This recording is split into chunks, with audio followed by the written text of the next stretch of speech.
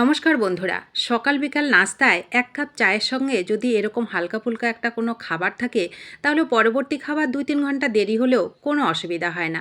তার জন্য তেমন কিছুই লাগে না। প্রথমে একটা মিক্সি জার নিয়ে তার মধ্যে 1 বাটি সুজি দিতে হবে। কিছু পরিমাণ ভিজানো ছোলা আমি এখানে দিয়ে দিলাম। এখানে কিন্তু ভিজানো ছোলার সাথে আপনারা চীনাবাদামও ভিজিয়ে দিতে পারেন। তো আমি এখানে 4টে কাজু বাদাম দিলাম। আর যেমন ঝাল খাবেন সেরকমই আমি 2টো কাঁচা পাকা লঙ্কা এখানে দিয়ে দিলাম। ঝাল খেলে দেবেন, নয়তো স্কিপ করবেন। আর তার সাথে আরও মজার করার জন্য 1 চামচ গুঁড়ো দুধ অবশ্যই দেবেন। তার সঙ্গে দিয়ে দিলাম স্বাদের ব্যালেন্স করার জন্য 1/2 চামচ মতন চিনি। 1 বাটি সুজির সঙ্গে 1 বাটি জল দিলাম। দিয়ে পেস্টটাকে একদম স্মুথ করে তৈরি করে নিলাম। পেস্টটা আমার রেডি হয়ে গেল, একটা বাটিতে ঢেলে নিলাম। তার সাথে আরও 1/2 বাটি জল দিলাম, কারণ ব্যাটারটা অনেকটা ঘন আছে। তো 1.5 বাটি জল আমি এখানে ব্যবহার করেছি 1 বাটি সুজির সঙ্গে। স্বাদ মতন লবণটা দিলাম। যদি কোনো মশলা ব্যবহার করতে চান 1 চামচ মতন ম্যাগি মশলা দেবেন। আর একটু আরও মুখরোচক করার জন্য আমি একটুখানি গোলমরিচের গুঁড়ো দিলাম। এই গোলমরিচের গুঁড়োটা দেওয়ার জন্য বেশ একটা হালকা ঝাল ঝাল ব্যাপার মুখে লাগবে, খেতে বেশ ভালো লাগবে। তো এইবার সুন্দর করে, আর কোনো কিছুই করার দরকার নেই, ভালো করে একটা চামচ কিংবা হাতা দিয়ে এইভাবে ভালো করে মেখে নিতে হবে। তো মাখাটা রেডি হয়ে গেল। এবার আমি গ্যাসটাকে অন করে একটা তাওয়া গরম করে নিয়েছি। ভালো করে গরম করে গ্যাসের ফ্লেমটাকে মিডিয়াম টু লোতে করে রেখে একটুখানি তেল একটু ব্রাশ করে নেব। এটা আপনারা তেল ছাড়াও তৈরি করতে পারেন, আবার একটু তেল ব্রাশ করেও কিন্তু তৈরি করতে পারেন।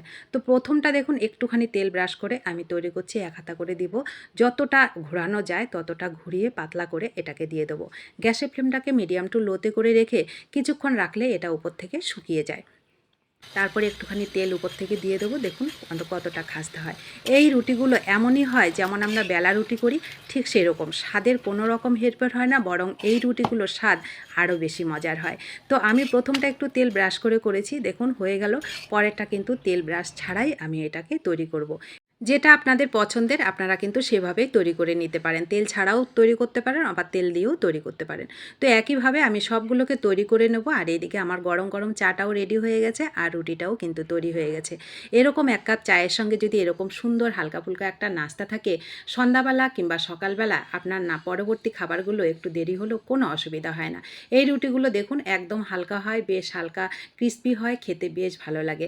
তো কারা কারা আমার মতন এরকম চায়ের মধ্যে ডুবিয়ে রুটি খেতে পছন্দ করেন অবশ্যই কমেন্ট করে জানাবেন। তো কেমন লাগলো এই ছোট্ট সহজ রেসিপিটা অবশ্যই কমেন্ট করে জানাবেন। ভালো লাগলে লাইক, শেয়ার, সাবস্ক্রাইব করে আমার পাশে থাকবেন। ফেসবুক পেজ থেকে দেখলে পেজটা ফলো করে প্লিজ আমার পাশে থাকবেন। তো সকলে ভালো থাকবেন, সুস্থ থাকবেন। দেখা হবে নতুন কোনো নতুন রেসিপিতে। ধন্যবাদ সবাইকে।